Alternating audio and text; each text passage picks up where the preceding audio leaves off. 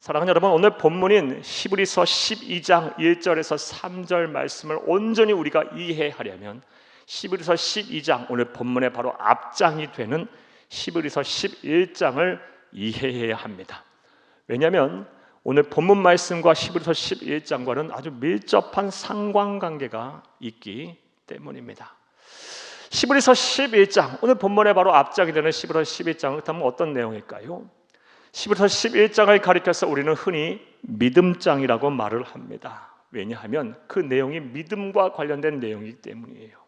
먼저 참 믿음이 무엇인가에 대한 믿음의 정의를 내린 이후에 이 참 믿음을 소유했던 구약의 믿음의 선조들, 시작은 이 아담의 둘째 아들로 최초로 순교를 했던 아벨부터 시작해서 구약의 수많은 선지자들에게 이르기까지 이 수십 명의 믿음의 선조들의 믿음에 관한 이야기를 서술하고 있기에 히브리서 11장을 가리켜서 믿음장이라고 말을 합니다. 자, 그런데 히브리서 11장에 서술되어 있는 이 믿음의 선조들, 수십 명의 믿음의 선조들에게는 특징이 있었어요. 공통점이 있었어요. 그것이 무엇이냐? 그 어느 누구 하나도 믿음을 지키며 예수를 믿으며 신앙을 지키기에 편한 시절에 산 사람들이 하나도 없다라는 것입니다.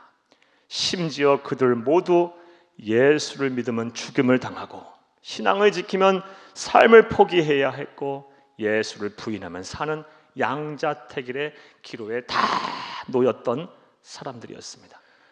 그런데 이 히브리서 11장에 나오는 믿음의 선조들은 하나같이 자발적으로 기쁨으로 예수를 선택하였습니다.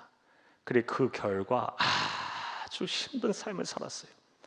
무섭고 참담한 고문을 받았고 핍박을 당했고 심지어 죽기까지 했어요. 히브리서 11장 36절에서 38절에는 그들이 받은 고난에 대해서 나와 있는데 조롱을 당하고 채찍에 맞고 감옥에 갇혔으며 돌에 맞았고 칼에 찔렸고 심지어 톱에 갈려 죽었다라고 성경은 기록을 하고 있어요. 어찌 보면 그들의 삶은 세상적인 눈으로 볼 때 예수 믿고 망한 것입니다. 예수 믿고 복을 받은 것이 아니라 예수 믿고 망했어요. 세상적인 관점에서 보면. 그런데 정말 그들 예수 믿고 망한 것입니까? 그렇게 예수 믿고 처참하게 다 모든 것이 사라지고 모든 것이 없어지고 모든 것이 소멸된 것입니까? 예수 믿고 망한 것입니까? 절대 그렇지 않아요. 히브리서 11장 39절 40절에 그들의 복에 대해서 이야기하고 있어요. 함께 읽겠습니다. 이 사람들은 다 믿음으로 말미암아 증거를 받았으나 약속된 것을 받지 못하였으니 이는 하나님이 우리를 위하여 더 좋은 것을 예비하셨은즉 우리가 아니면 그들로 온전함을 이루지 못하게 하려 하심이라. 아멘. 이 세상 사는 동안 믿음의 증거를 다 받았답니다. 그러나 그들이 원하는 대로, 그들이 기도한 대로, 그들의 뜻대로는 다 이루어지지 않았대요. 하지만 하나님이 더 좋은 것을 그들에게 주셨답니다. 그리고 하늘 행복의 주인공들이 다 되었습니다. 따라서 우리 또한 이러한 믿음의 선조들의 인내의 신앙을 본받아 우리도 끝까지 어떠한 상황 속에서 믿음을 지켜야 할 줄로 믿습니다. 이것이 바로 히브리서 11장을 통해서 우리에게 주시는 성령 하나님의 음성이자 교훈입니다. 자, 히브리서 11장에 이렇게 믿음의 선조들의 인내의 신앙을 본받으라 라고 한 이후 오늘 본문 말씀의 12장으로 넘어오는데 성령의 감동을 받은 히브리서 기자는 의외의 대답을 합니다. 앞서 믿음의 선조들의 인내를 본받고 신앙을 본받으라 하고 나서 그들보다 더 앞서 무엇보다도 누구보다도 더 본받아야 될 대상이 있는데 바로 우리 구주 예수 그리스도시라는 것입니다. 오늘 본문 2절을 함께 읽겠습니다. 믿음의 주여 또 온전하게 하시는 이인 예수를 바라보자. 여기까지 한번 보겠어요. 믿음의 주여 또 온전하게 하신 이인 예수를 바라보자. 그러니까 히브리서 기자는 이 비교법을 사용해서 믿음의 선조들의 이야기를 먼저 한 후 이 믿음의 선조들과 비교해서 예수 그리스도의 우월성을 다 이렇게 부각하고 있는 것입니다. 즉 우리가 먼저 보고 배우고 항상 염두에 두고 따라야 될 신앙의 대상, 인내의 본보기가 누구다? 예수 그리스도이시라라는 것입니다. 그러므로 우리는 예수에게서 먼저 인내를 배우고 예수님을 본보기 삼아 그의 믿음에 따라 가야 할 줄로 믿습니다. 사랑하는 여러분, 그런데 생각을 해보면 예수님이 이 세상에 오셔서 하시는 그 삶 자체, 사신 삶 자체는 인내의 삶 그 자체셨습니다. 하나님이신 분, 천하 우주 만물을 창조하시고 소유하신 하나님께서, 주인이신 하나님께서 우리를 구원하시겠다고, 인간을 구원하시겠다고, 피조물을 구원하시겠다고 사람이 되셨습니다. 그런데 이 세상에 오셨을 때 그 누구도 하나님이신 예수님을 알아보지를 못했습니다. 알아보려 하지도 않았습니다. 예수님을 멸시했고 천대했고 모욕했고 핍박했고요, 조롱했고 예수님의 십자가에 못 박았어요. 그런 상황 속에서 예수님 단 한 번도 그 일로 인해서 자신 알아주지 않는 것에 대해서 섭섭해하지 않았어요. 분노하지도 않았어요. 화를 내시지도 않았어요.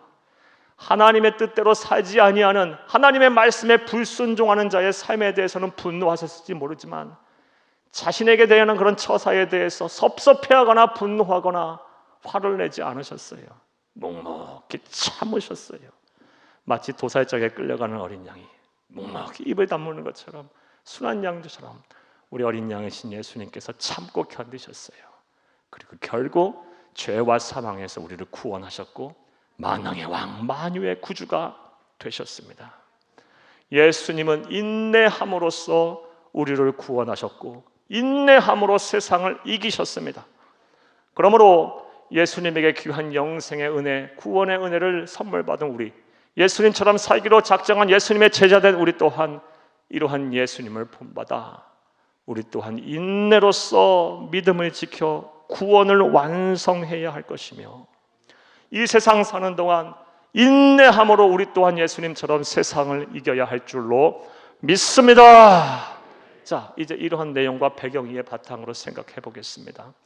사랑하는 여러분, 우리가 예수님에게서 본받아야 할 인내의 모습은, 특징은 무엇일까요?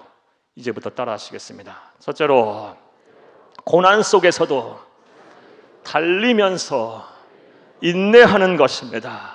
고난 속에서도 마치 운동선수처럼, 다른 박질하는 달리기 하는 이 운동선수처럼 달리면서 인내하는 모습이 바로 우리 예수 그리스도의 모습이라는 것입니다. 사랑하는 여러분, 우리가 흔히 인내를 연상하고 인내라는 개념을 생각하면 인내는 정적이고 수동적인 것이라 생각하고 하기 쉽습니다. 즉, 예를 들어서 병에 걸리고 막 사업이 실패를 하고 사건 사고에 휘말려서 어려움을 당하면, 그리고 인내하라면 어떻게 합니까? 그냥 묵묵히 혼자서 꼼짝하지 아니하고 이 절망과 이 좌절을 막 속으로 썩히고 감수하면서 묵묵히 참고 견디는 것을 인내라고 생각합니다. 그게 우리가 생각하는 인내의 일반적인 생각이에요. 인내는 정적이고 수동적이다라고 생각하기 쉬워요. 그러나 우리 예수님께서 우리에게 보여주신 인내는 정적이고 수동적이지 않았어요. 이와는 정반대의 모습을 보입니다. 오늘 1절과 2절을 함께 읽겠습니다. 이러므로 우리에게 구름같이 둘러싼 허다한 증인들이 있으니 모든 무거운 것과 얽매기 쉬운 죄를 벗어버리고 인내로서 우리 앞에 당한 경주를 하며, 2절, 믿음의 주요 또 온전하게 하신 이인 예수를 바라보라. 예수는 어떤 사람이었어요? 고난 속에서도 이 정적이고 수동적으로 인내한 것이 아니라 오히려 적극적이며 능동적으로, 마치 달리기 하는 운동선수가 꼬린 지점을 향하여 적극적이고 막 능동적으로 최선을 다하여 달리는 것처럼 그렇게 달리면서 인내하셨다라는 것입니다. 달리면서 인내하셨어요. 고난 속에서 주저앉고 혼자 감수하고 혼자 틀어박혀 앉아, 골방에 틀어박혀 앉아 끙끙 앓으며 인내하신 것이 아니라 고난 속에서 더 적극적이고 능동적으로 달리면서 인내하신 모습이 바로 우리 구주 예수 그리스도의 모습이며 우리가 본받고 배워야 할 그리스도인의 인내의 모습입니다. 자, 그렇다면 좀 더 구체적으로 생각해 보겠습니다. 고난 속에서 달리면서 인내하라는 모습은 어떻게 하라는 걸까요? 먼저 삶의 고난 속에서 삶의 자리를 잘 지키면서 인내하라는 것입니다. 사랑하는 여러분, 운동선수는 쉽게 경기장을 떠나지 않습니다.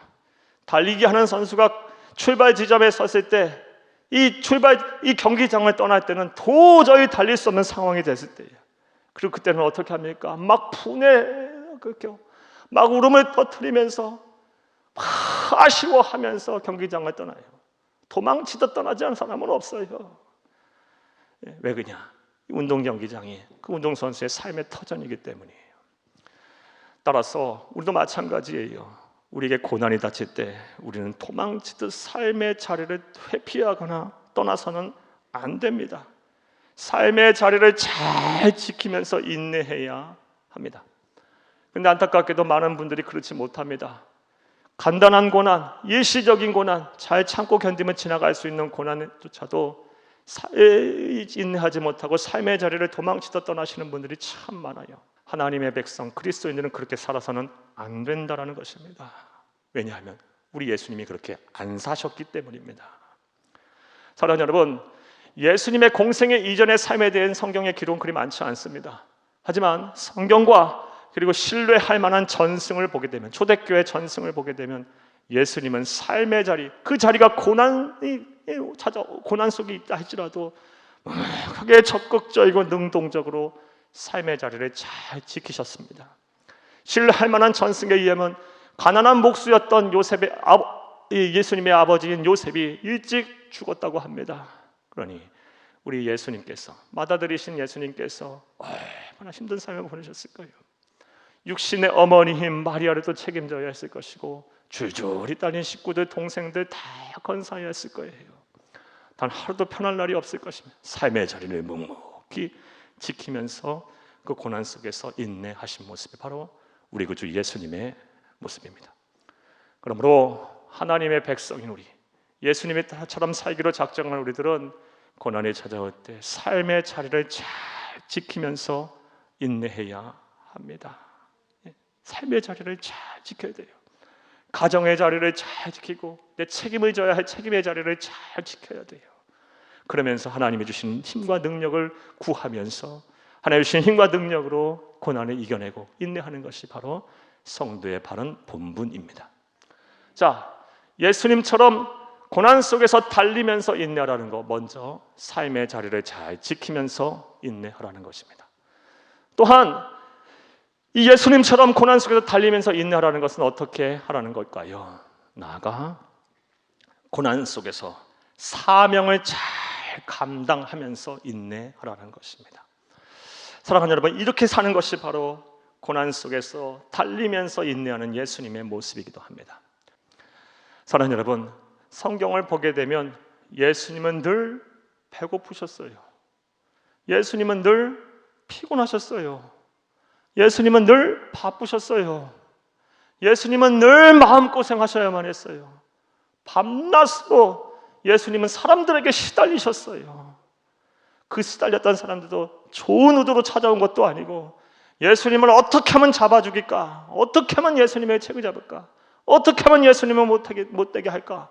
라는 생각으로 가득 찬 사람들로 주변에 가득했어요. 그런 상황 속에서 예수님 단 한 사람도 믿고 자신의 마음을 의탁할 사람이 없었어요. 제자들이라고 뽑아놓은 12명 전부 다 자신의 이기주의적인 욕심에만 가득 차 있었고 결정적인 순간에 예수님을 다 배신했던 사람들이에요.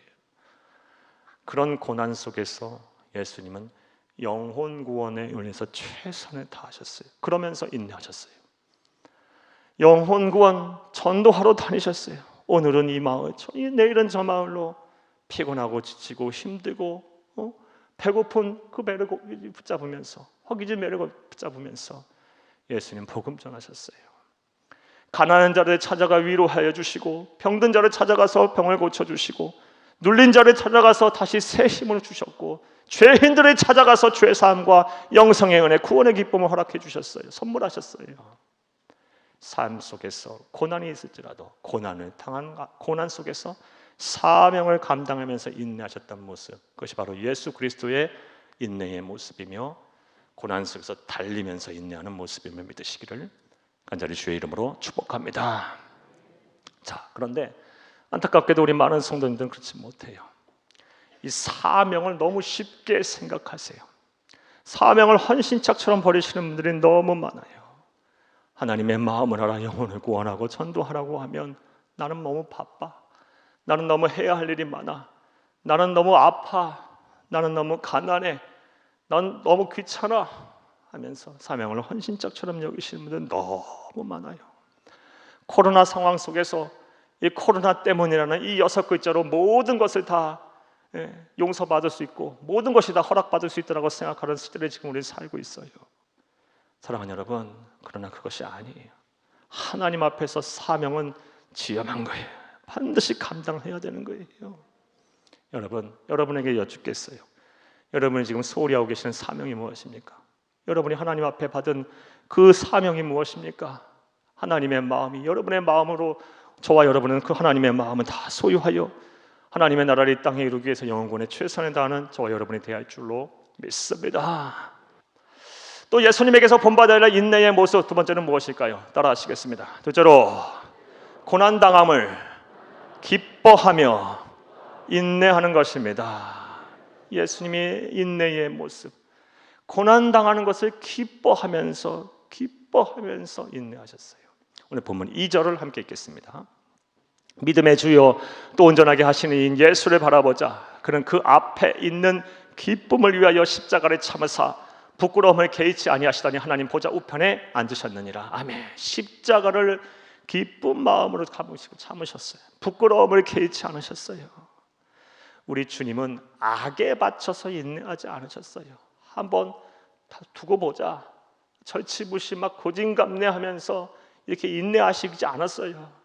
사람을 원망하고 막 시기 질투하고 미워하면서 어디 한번 보자 이렇게 하면서 막 악에 맞춰서 인내하시지 않았어요. 자신의 고난당함을 기쁨으로 받아들였고요, 즐거워하면서 인내하셨어요. 이런 예수님의 인내의 모습이 바로 저와 여러분의 인내의 모습이 되어야 할 줄로 믿습니다. 자, 그렇다면 이제 다음과 같은 의문이 생깁니다. 예수님은 어떻게 이렇게 고난당함을 기뻐할 수 있었을까요? 이거 인간의 상식적으로는 생각이 안 되잖아요. 예수님은 하나님이시기 때문에 이렇게 말을 해버리면 아무런 답도 찾을 수가 없어요. 하나님은 다 하실 수 있으니까. 하지만 예수님은 인간의 몸고 이 땅에 오신 이상 또 그분도 인간, 100% 인간이기도 하셨어요.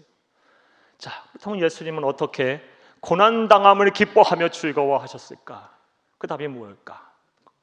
사랑하는 여러분, 이에 대한 답을 예수님과 가장 유사한 삶을 살고 예수님의 가장 닮은 제자로서의 삶을 살았던 사도 바울의 고백을 통해서 알 수가 있습니다. 로마서 5장 3절에서 5절을 함께 읽겠습니다.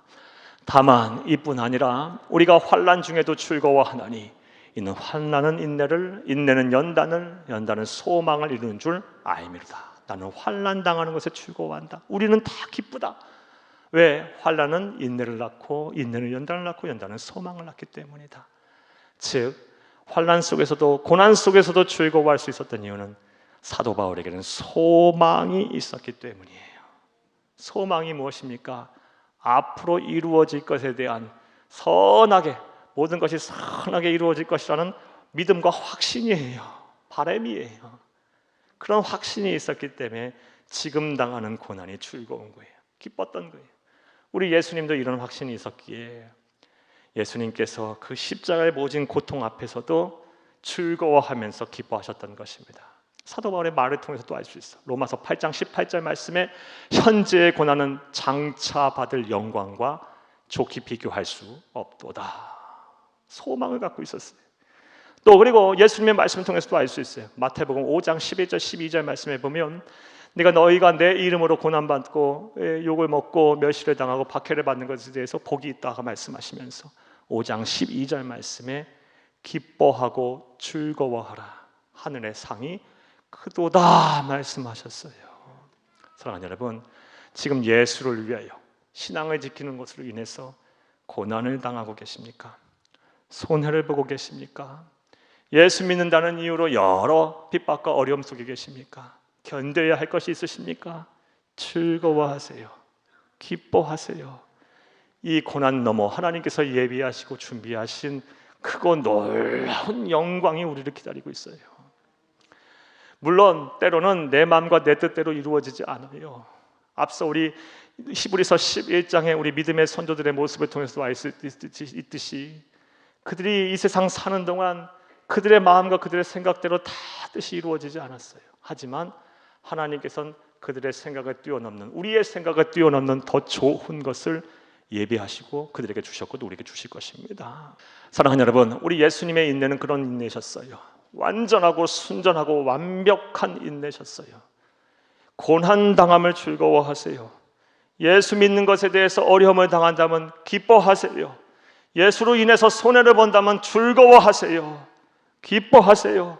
자발적으로 그런 고난을 당하세요. 기뻐하세요. 환난을 즐거워하세요. 믿음을 지키세요. 인내하세요. 그래서 하나님께서 여러분에게 준비하신 것을 주실 것입니다. 할렐루야. 네, 말씀 맺겠습니다.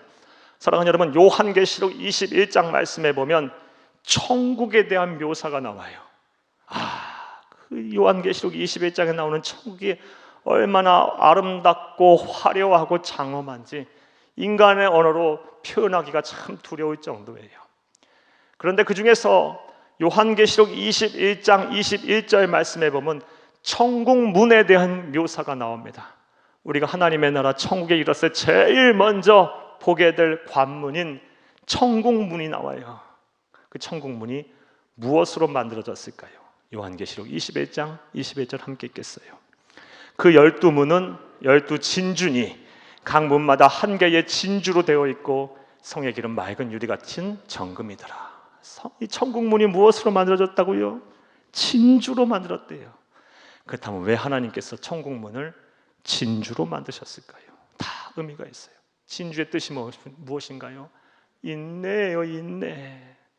사랑하는 여러분, 진주 하나를 만들어지기까지 진주를 품어 꽃 만들어내는 진주 조개는 인고의 시간을 보내야 하는 거예요.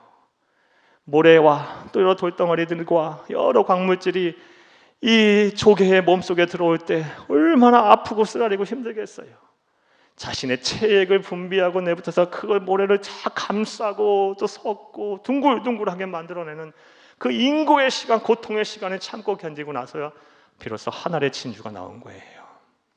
천국문을 왜 인내를 상징하는 진주로 만들었을까? 인내가 중요하다는 거예요. 아무나 천국문을 이룰 수 있고 하나님의 나라, 하나님의 백성 영생을 소유할 수 있는 것이 아니라 인내하는 자, 끝까지 이기는 자가 이 천국문에 들을 수 있다는 것을 하나님께서 깨우치고 말씀해 주시기 위해서 천국문을 진주로 만든 거예요. 물론 구원은 믿음으로 받아요. 이건 불변의 진리예요. 그런데 믿음의 열매는 무엇으로 받습니까? 인내로 얻는 거예요. 인내하는 자가 믿음의 열매를 맺어요. 그리고 믿음의 열매를 맺는 자가 영생을 얻고 구원을 얻는 것입니다. 인내가 그만큼 중요한 거예요. 인내 신앙이. 그러므로 저와 여러분은 이 인내의 신앙을 반드시 소유해야 할 것이고 또 인내 신앙을 더 이렇게 복돋아야 돼요. 더 항상 더 공고히 가져야 돼요. 이를 위해서 인내 그 자체셨고 인내의 본보기가 되시는 예수 그리스도의 인내를 배우시기를 바랍니다.